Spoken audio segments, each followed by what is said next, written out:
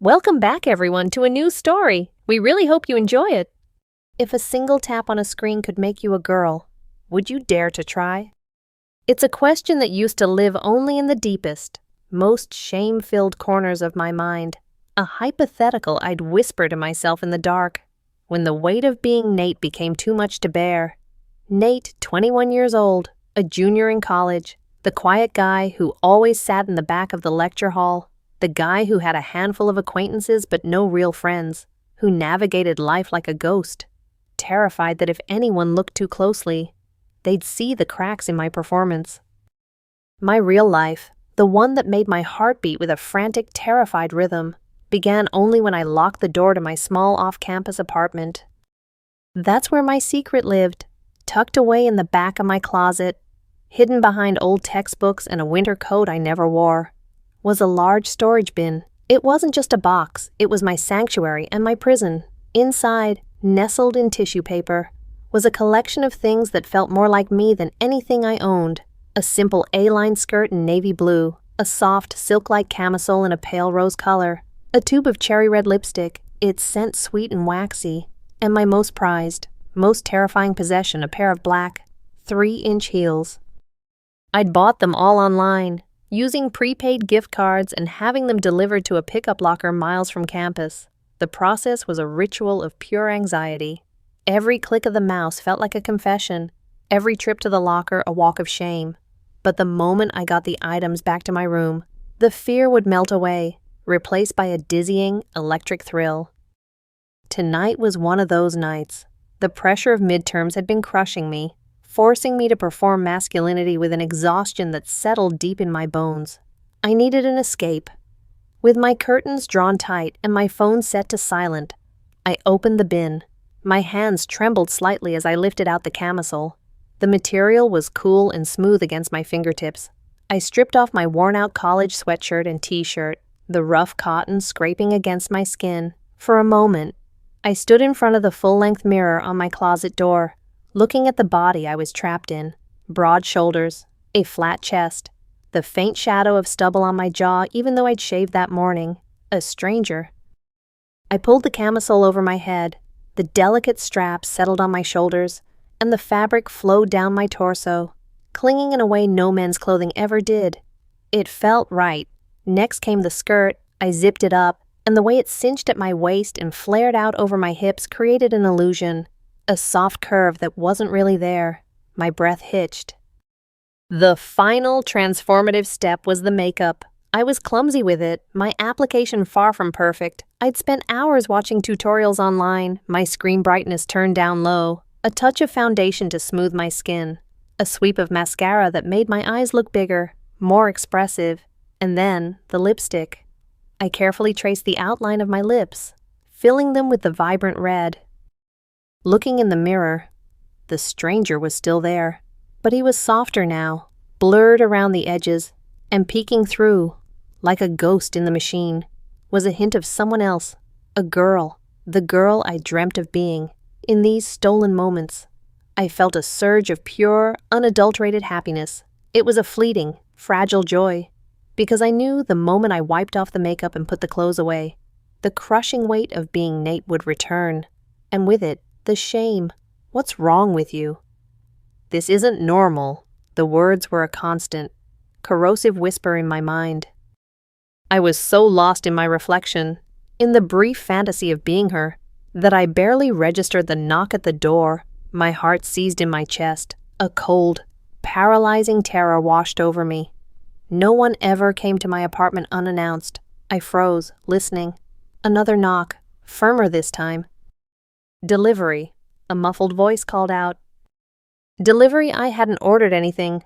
My mind raced. I couldn't open the door like this. Frantically, I grabbed a makeup wipe and started scrubbing at my face, smearing the red lipstick across my cheek. I pulled my sweatshirt on over the camisole, the rough fabric a punishment against the delicate silk.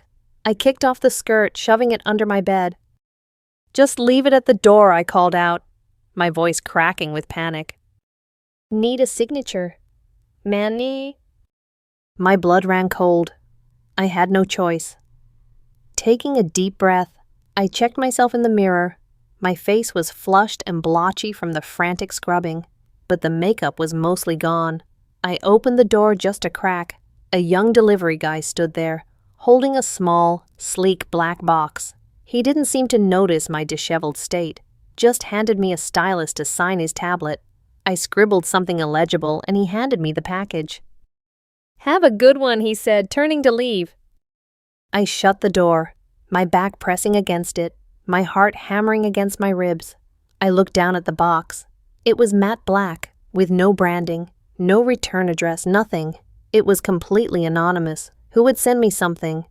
My hands were shaking as I tore it open. Inside, nestled in black foam, was a smartphone. It was just as anonymous as the box, a seamless piece of polished black glass, impossibly thin and light.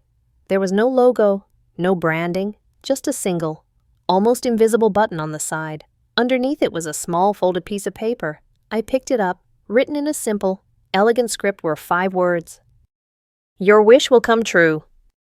A shiver, cold and sharp, traced its way down my spine. It was a prank. It had to be. Maybe one of the guys from my programming class thought it would be funny. But how would they know? How could anyone know my secret wish I had never told a soul? I had barely admitted it to myself. I tossed the note aside and picked up the phone. It felt strangely warm in my hand, humming with a latent energy, driven by a curiosity that overpowered my fear. I pressed the side button. The screen flickered to life, not with a boot-up logo or a request for a password, but with a single, glowing app icon in the center of the screen. It looked like a stylized mirror. There was nothing else. No settings, no other apps, no home screen. My thumb hovered over the icon. This was insane. It was just a phone, a weird, creepy, anonymous phone. I should throw it away. I should smash it, but I couldn't. That note, "Your wish will come true," the wish I had just been living out in secret moments before this box arrived. Taking a breath that felt like it was being drawn from the very bottom of my lungs, I tapped the mirror icon.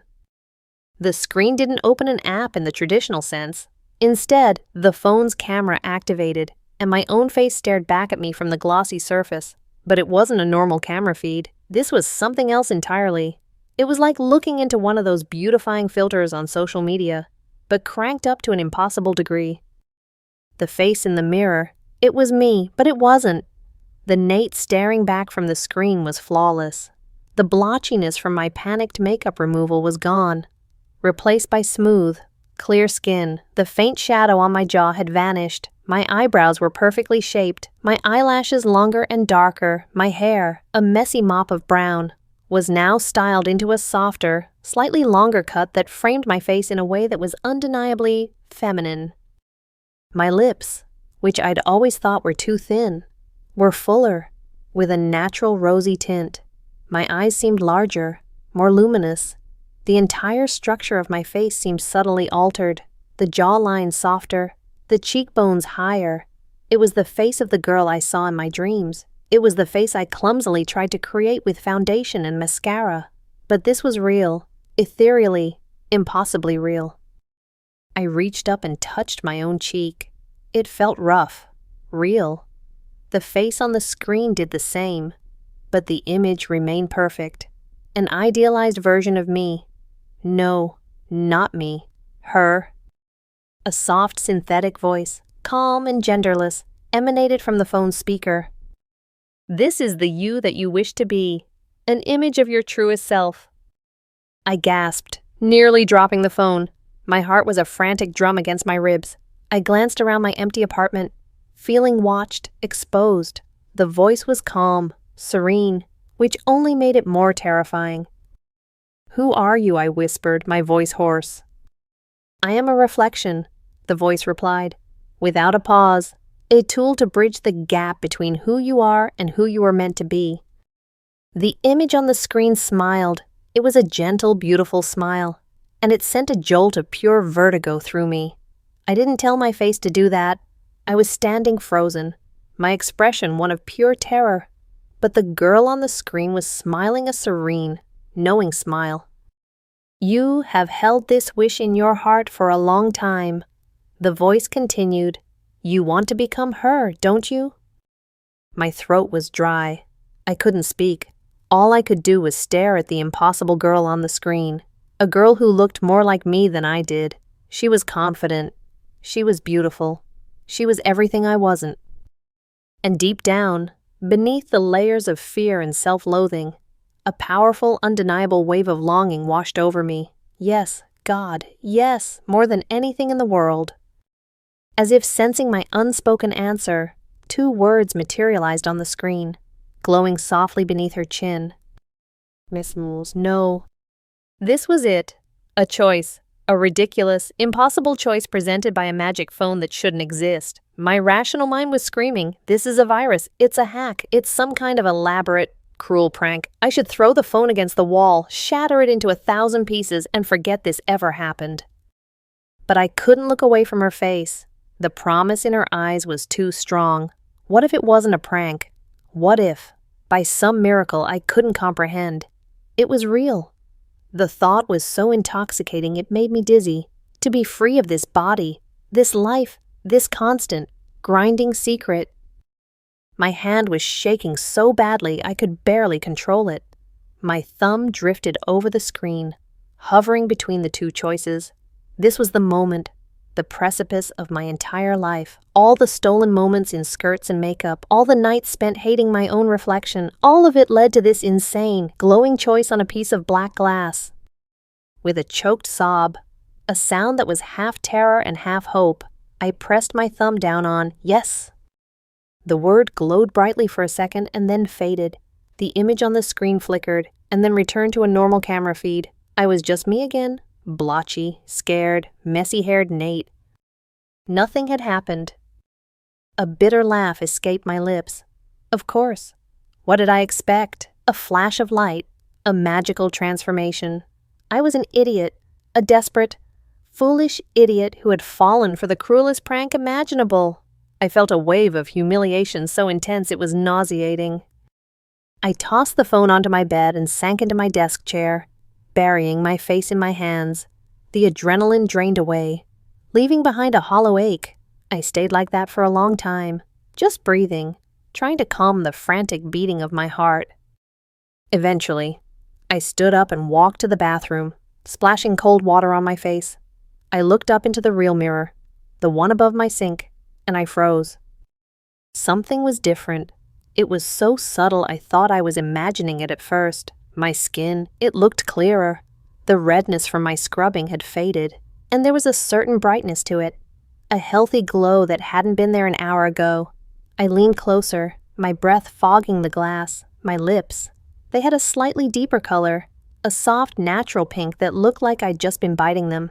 And my hair, I ran a hand through it. It felt softer, silkier.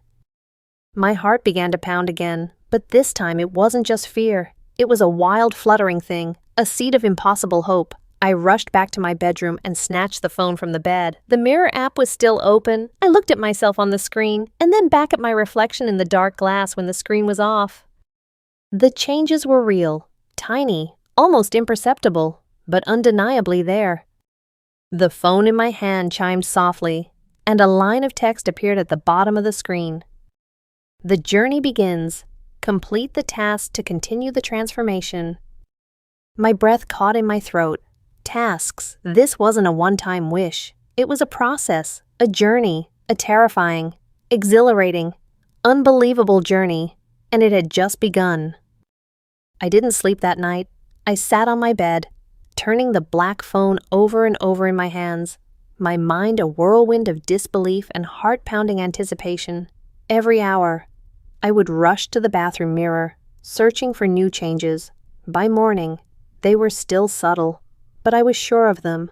The fine hairs on my arms seemed lighter, thinner, the dark circles under my eyes, a permanent fixture of my college life, were less pronounced. I went to my morning lecture in a daze, unable to focus on a single word the professor said. I felt like I was living in a dream, a secret reality that no one else could see. When I got back to my apartment, the phone chimed. A new message appeared on the screen of the mirror app. Task 1. Embrace a new silhouette. Wear a women's fitted blouse for the rest of the day. Underneath the text was a timer, already counting down. 11:59:58. My stomach twisted into a knot. It was one thing to wear women's clothing in the privacy of my locked room. It was another thing entirely to wear it, just for myself, for an entire day, commanded by a magic phone, a fitted blouse. I didn't own one. The silk camisole was the closest thing I had, but it was lingerie, not something you could wear on its own. The task felt like a test of my resolve, of how much I truly wanted this.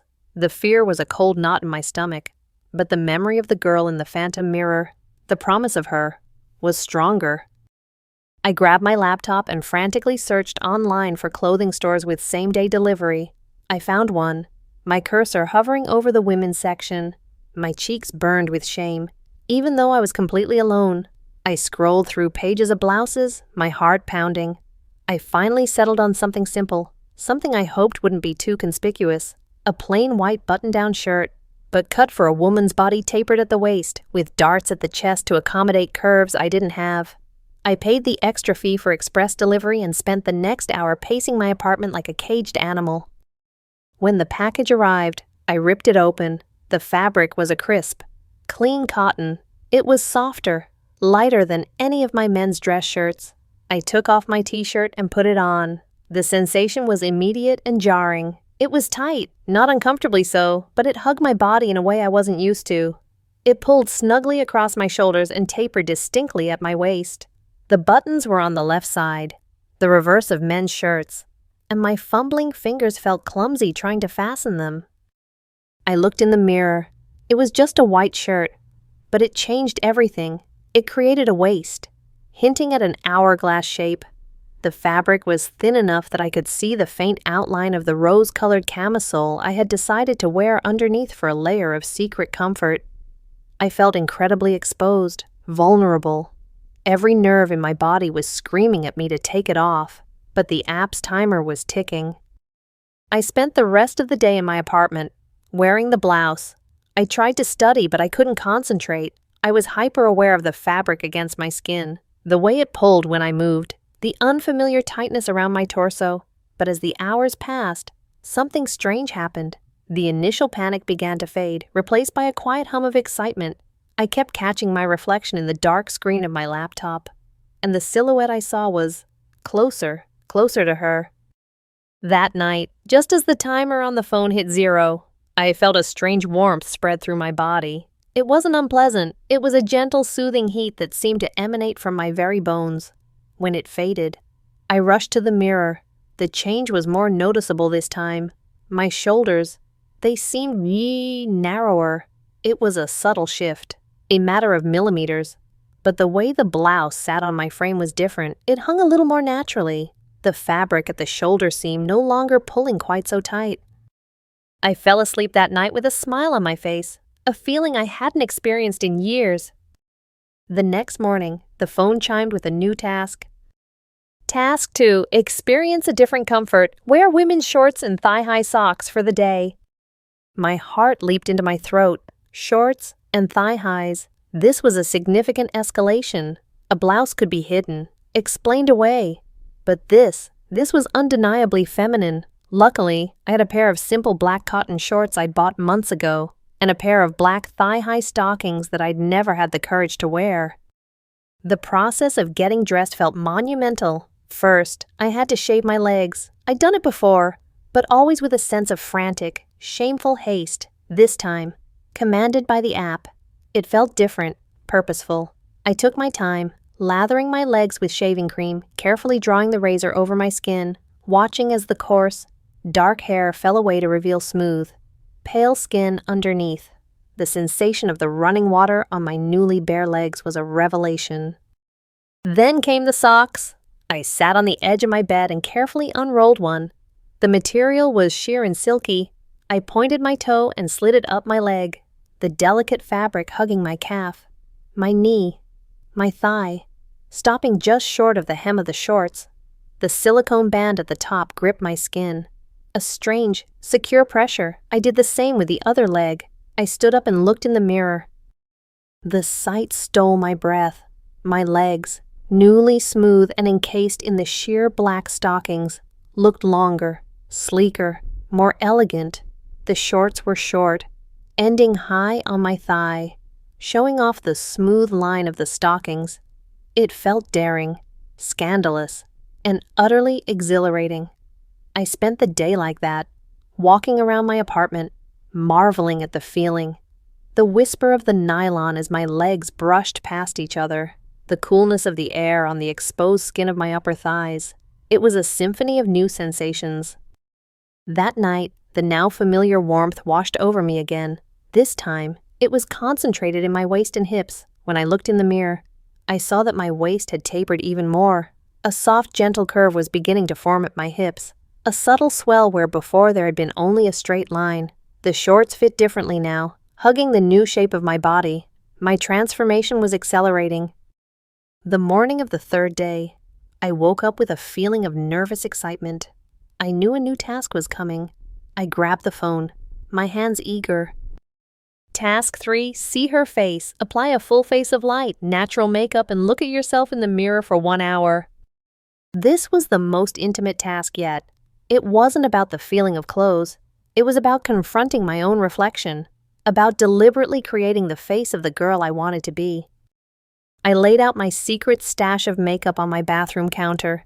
The foundation, the concealer, the blush, the mascara, the lipstick. I had the tools. But I was still an amateur.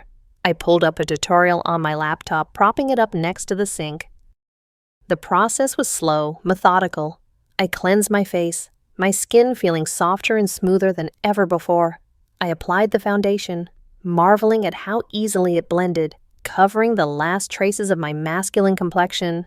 A touch of concealer under my eyes, a light dusting of rosy blush on the apples of my cheeks, which now seemed slightly fuller. I filled in my eyebrows, which were already looking thinner and more arched. I curled my eyelashes, a terrifying process of clamping a metal contraption to my eye, and carefully applied 2 coats of mascara. They looked impossibly long and dark. The final touch was the lips. I chose a soft, nude pink lipstick instead of the dramatic red. As I colored my lips, watching my reflection, I saw her. She was emerging from beneath the surface of my old face. It was no longer an illusion created by clothing. It was a real, tangible change. The phone's timer started the moment I set the lipstick down. 1 hour, I had to just look. At first, it was awkward. I just stared, analyzing every detail. But as the minutes ticked by, something shifted. I stopped seeing Nate with makeup on. I started to see her, a young woman with soft brown hair, large, expressive eyes, and a gentle, uncertain smile. I saw the vulnerability in her eyes, but also a glimmer of hope. I saw the years of sadness behind her gaze, but also the promise of a future she never thought possible. I raised a hand to my cheek, and she did the same in the mirror. My skin felt baby soft, my jawline was visibly softer, less angular. My voice, when I dared to whisper a single word hello, came out softer, higher in pitch than it had been just a few days ago. I sounded more pretty. The warmth came again that night, a gentle tingling sensation across my face, and a deeper thrumming in my chest. When I woke up the next morning, my Adam's apple was smaller, less prominent. My voice was settled in that higher, softer register. The last remnants of my body hair, on my chest and stomach, were gone, leaving behind nothing but smooth skin. The transformation was no longer subtle. It was happening, fast, and with every change. The fear that had been my constant companion was being replaced by a thrilling, terrifying hope. I was becoming her, and I didn't want it to ever stop. Life outside my apartment walls was becoming a strange tightrope walk. At college, I started wearing baggier clothes, hoodies, and loose jeans to hide the changes happening to my body. I'd pull the hood up, keep my head down, and pray no one looked too closely. My voice was the hardest thing to hide. I tried to speak in a lower tone, but it felt forced and unnatural. I ended up just not speaking much at all, which only added to my reputation as the quiet, weird guy. But there was one person I couldn't avoid, Chloe. Chloe was in 2 of my classes. She was bright, funny, and had this warm, infectious energy that made everyone around her feel at ease. Everyone except me. She had tried to be friendly with me since the beginning of the semester, always offering a smile or a casual, "Hey, Nate," when she saw me. I'd usually just nod or mumble a response, terrified that if I engaged with her, she'd somehow see right through me. Lately, though, her friendly glances had turned into something more. I'd catch her looking at me in class, her head tilted with a curious, searching expression. I was sure she had noticed the changes, the smoother skin, the softer features, the way I was starting to carry myself differently. Every time her eyes met mine, my heart would hammer in my chest. She was going to figure it out. She was going to expose me. Then, one afternoon after our literature seminar, she caught up to me as I was trying to make a quick escape. "Hey, Nate," she called out. I flinched, pulling my hoodie down further. "Oh, hey, Chloe." My voice came out softer than I intended. I cursed myself internally. "I was just wondering," she started, falling into step beside me. "Are you doing okay? You've been seeming, I don't know, really distant lately." "I'm fine," I mumbled, staring at the pavement. "Just stressed with midterms." "Yeah, tell me about it." She laughed, a bright musical sound. "Listen, this is totally random, but a couple of us are going to the mall this weekend to just de-stress. You know, walk around, maybe grab some food. You should come." My entire body went rigid. The mall, a public place filled with people, bright lights, and mirrors everywhere. It was my worst nightmare. "Oh, I don't think I can. I have to study." "Oh, come on." She nudged my arm playfully. The brief contact sent a jolt through me. "It'll be fun. Just for a couple of hours. My treat for coffee." She gave me a smile that was so genuine and kind it made my chest ache. I didn't know how to say no. Some pathetic, lonely part of me, the part that hadn't had a real friend in years, desperately wanted to go. But the fear was overwhelming. And yet, refusing her would only make me seem weirder, more suspicious. "Okay," I heard myself say, the word escaping before I could stop it. "Sure." Chloe's face lit up. "Awesome, I'll text you the details." The rest of the week was torture. The phone gave me a new task each day: wear women's underwear, paint my toenails a subtle color, use a scented feminine body wash, each one pulling me further from Nate and closer to her. My body was changing at an alarming rate. My waist was now so small that all my men's jeans were ridiculously baggy. My hips had a definite curve, and I was sure, though I was too terrified to properly check, that my chest was no longer completely flat. There was a new sensitivity there, a slight swell of tissue that made my heart pound with a mixture of euphoria and dread. By Saturday, I was a nervous wreck. I chose my outfit with painstaking care: the baggiest hoodie I owned, loose sweatpants, and a baseball cap pulled down low. I looked like I was either about to rob a bank or had just rolled out of bed. I met Chloe near the entrance to the mall. To my immense relief, the couple of us had turned into just her. "Hey," she said, her smile as bright as ever. She was wearing a cute floral sundress and sandals, and she looked so effortlessly comfortable in her own skin it made me feel even more awkward and out of place. The others bailed. "I guess it's just you and me." My stomach did a nervous flip. We walked through the mall, and I felt like every single person was staring at me, their eyes burning through my layers of shapeless clothing. Chloe, however, seemed oblivious. She chatted easily about classes, professors, and terrible TV shows. And slowly, her relaxed energy began to put me at ease. For the first time, I found myself actually talking to her, my voice still soft but less shaky. She led us into a large department store, browsing through the racks of clothing. I followed her like a lost puppy, my hands shoved deep in my pockets. We ended up in the women's section, and my anxiety spiked again. "Oh, this is cute," she said, holding up a sky blue dress against herself. She glanced at me, then at the dress, and a strange, thoughtful look crossed her face. "You know," she said, her voice casual, but her eyes sharp and focused on me. "I have a weird theory. Come on." She grabbed my hand. Her skin was warm and soft, and the unexpected contact made my breath catch. She pulled me towards the fitting rooms. "Chloe, what are you doing?" I stammered. trying to pull my hand away. "Just trust me for a second," she said, her tone gentle but firm. She stopped in front of a rack of dresses and pulled one out. It was a simple, elegant wrap dress in a deep emerald green. The fabric was soft and flowing. She held it up to me. "Chloe, no, I can't." "Just for fun," she said, her eyes meeting mine. There was no mockery in her gaze, only a deep, unnerving sense of understanding. "I just want to see something. I bet it would look better on you than it would on me." My face was on fire. My heart was going to explode. This was it. She knew. She had to know. I wanted to run, to disappear, but her grip on my hand was surprisingly strong, and her expression was so sincere it disarmed me. She pushed me gently towards an empty fitting room and handed me the dress. "Try it on," she whispered. "No one will see but me." I stood there in the small curtained cubicle, the green dress clutched in my trembling hands. This was insane, but looking at the dress, I felt that familiar, powerful pull. The desire was stronger than the fear.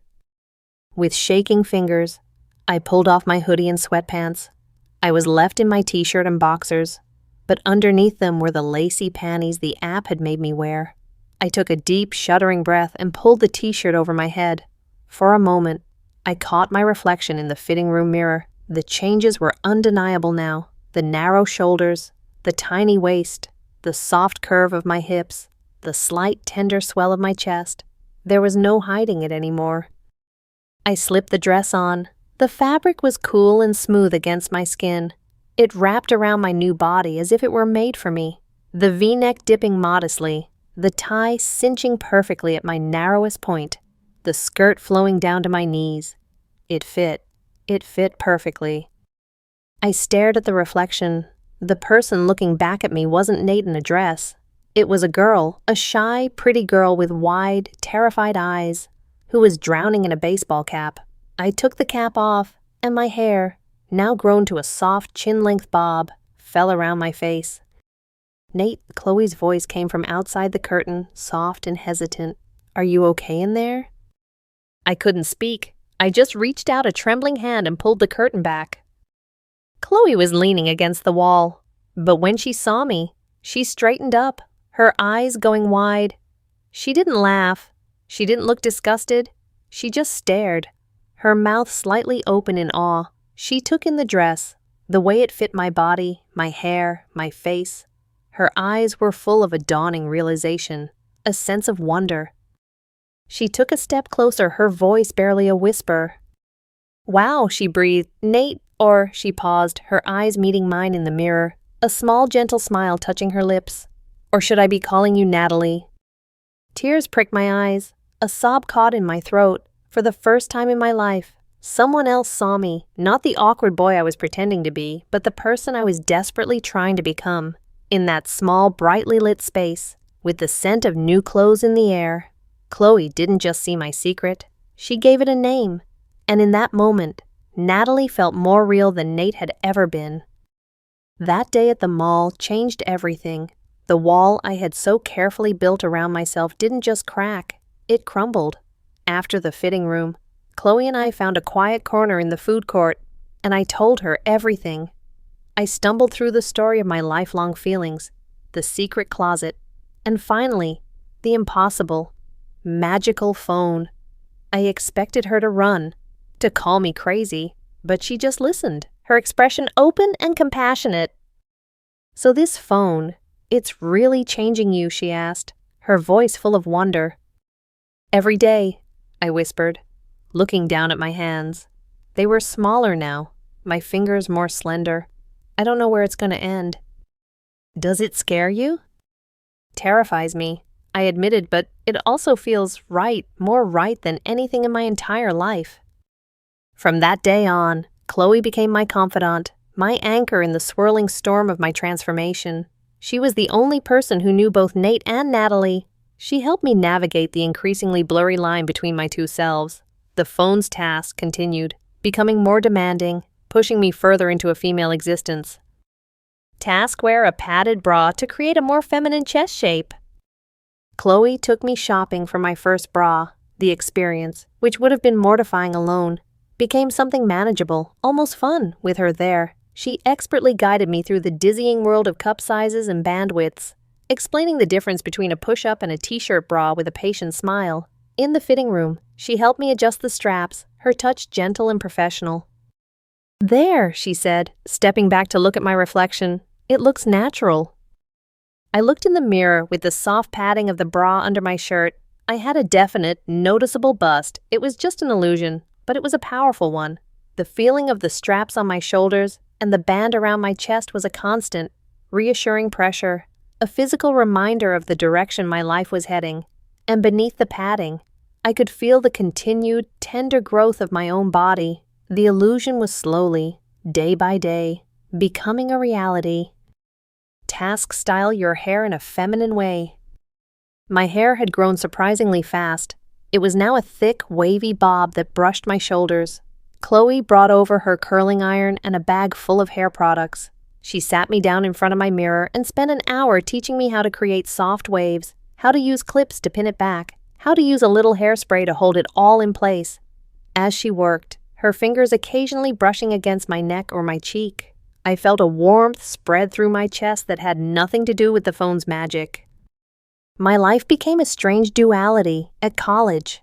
I was still Nate, hiding my increasingly feminine body under layers of clothing, my soft voice a source of constant anxiety. But in the evenings, in the safety of my apartment, I was Natalie. With Chloe's encouragement, I started dressing as her full-time when I was at home. I wore the dresses and skirts from my secret bin, which now just hung openly in my closet. Chloe brought over some of her old clothes that she no longer wore: soft sweaters, fitted jeans, cute tops. My wardrobe and my identity expanded. We'd cook dinner together, watch movies, and just talk. She'd call me Natalie without a second thought. She complimented my outfits, helped me with my makeup, and treated me like any of her other girlfriends. Through her eyes, I started to see myself not as a boy playing dress-up, but as a woman learning to be herself. The physical changes were now impossible to ignore. My body was almost entirely female. I had small, but distinctly real, breasts. My hips had widened, giving me a gentle hourglass figure. My face was soft, my body was smooth and hairless, and my voice was consistently in a female range. When I looked in the mirror, I saw Natalie first. Nate was the ghost now, a fading memory I could barely recognize. I was living in a strange limbo, no longer truly a boy, but not yet fully a woman in the eyes of the world. The strain of switching back and forth, of hiding Natalie every time I left my apartment, was becoming unbearable. Then, one evening, the phone delivered the most terrifying message yet. It wasn't a task, it was a question. "The transition is nearly complete. Your body has reached the final stage of hormonal and structural adaptation. You now have a choice." The screen flickered, and 2 new options appeared, glowing with a profound finality. Make permanent, revert to original. Underneath, in smaller text, a warning: a choice, once made, cannot be undone. Reverting will erase all changes in the memory of this device from all but yourself. Making it permanent will complete the transformation, finalizing all biological markers. You will be, in every conceivable way, female. I stared at the screen, my blood turning to ice. This was it. The point of no return. Revert, the thought was nauseating.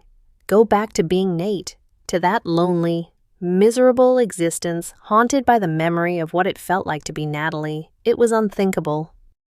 But making it permanent, that was a different kind of terror. It meant my old life was over, forever. I'd have to face my family, the university, the government. I'd have to change my name, my driver's license, everything. I would be legally, biologically, and irrevocably a woman. The world would see Natalie, and Nate would cease to exist.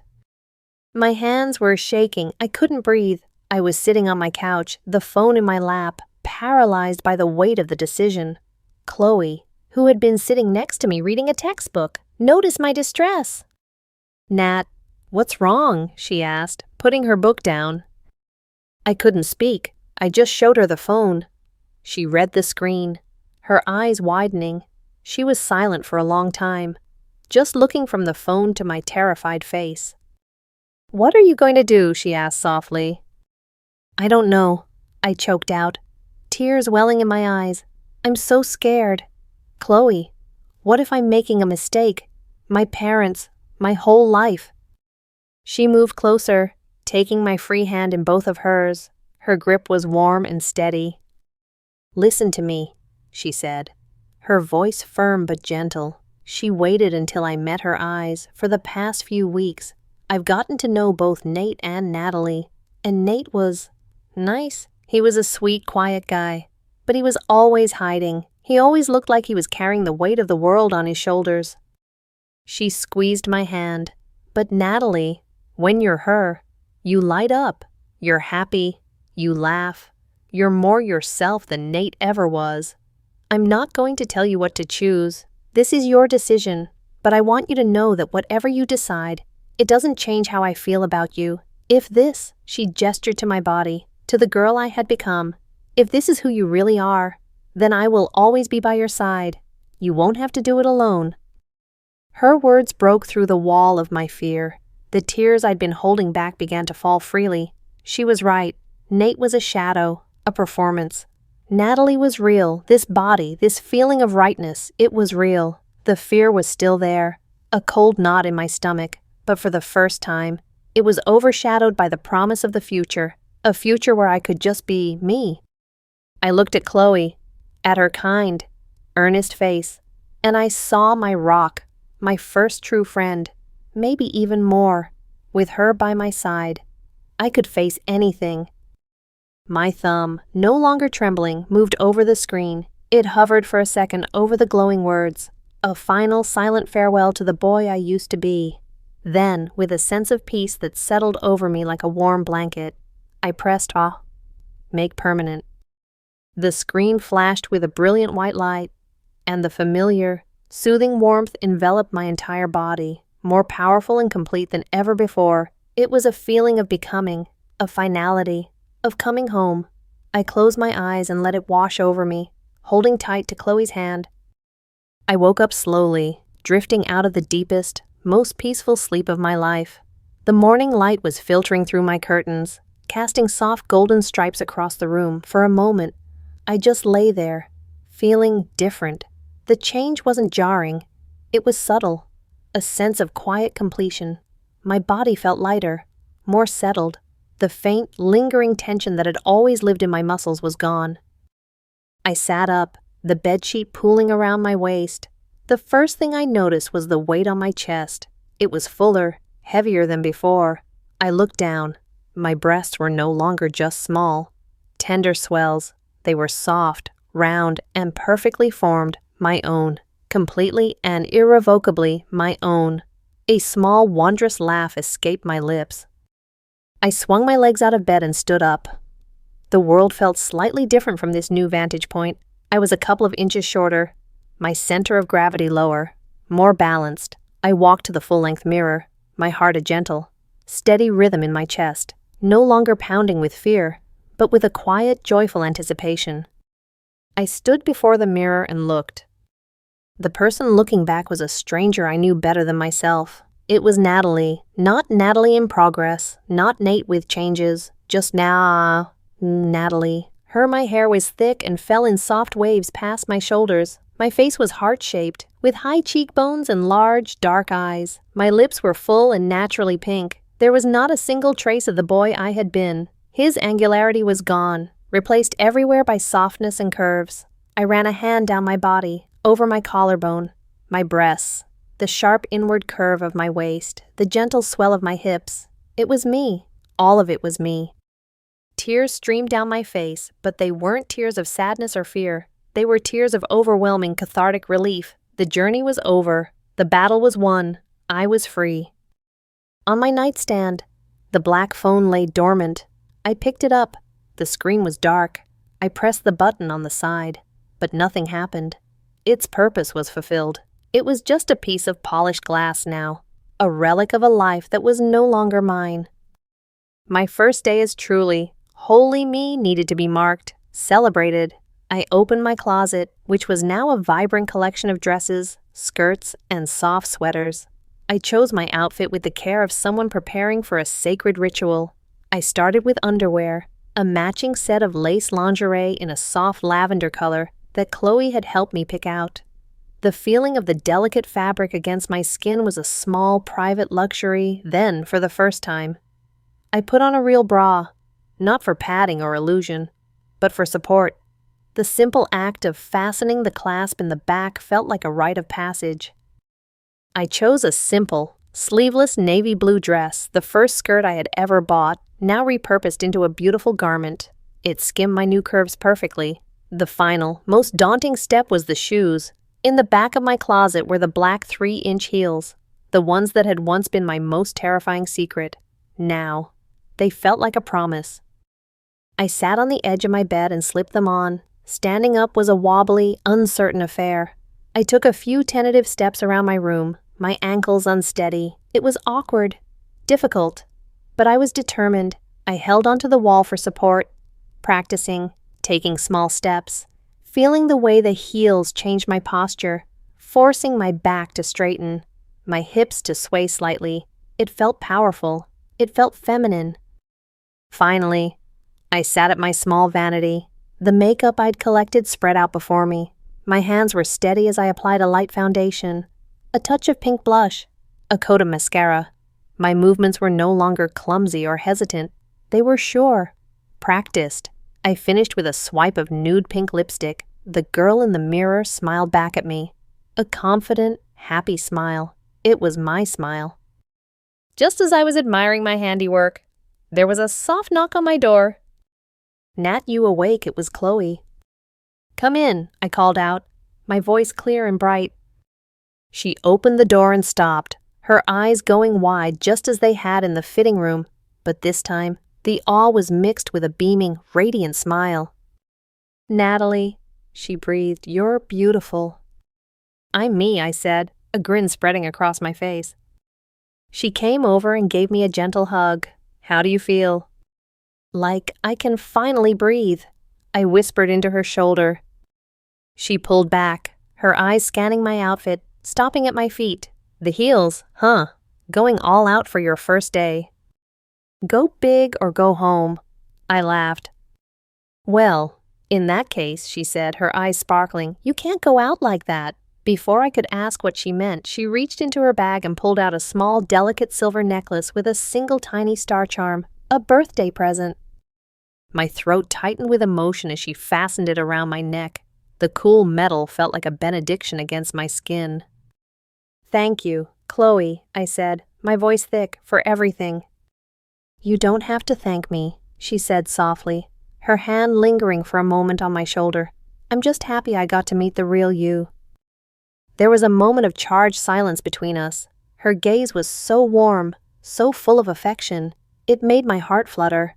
I leaned in, and she met me halfway, her lips pressing against mine in a kiss that was soft, sweet, and full of unspoken promises. It wasn't a kiss of wild passion, but of deep, profound connection, a kiss of acceptance, a kiss of beginning. When we pulled apart, we were both smiling. "Ready to go?" she asked. I took a deep breath. It was time to stop hiding, time to walk out that door and introduce Natalie to the world. I was terrified, yes, but the girl holding my hand was my courage. I stood up, a little more steadily in my heels this time, and took her hand. Together, we walked out of my apartment and into the bright, sunlit morning. The city was bustling with noise and people, a world that suddenly seemed full of infinite possibility. As we stepped out onto the busy sidewalk, a breeze caught the hem of my dress, and the sunlight warmed my face. I held Chloe's hand tightly, a small smile playing on my lips, and my long, difficult journey was over, but my real life, my true life, was just beginning. I took my first step forward, into the rest of my life, and whispered the words I had longed to say for as long as I could remember. Finally, I'm living as me,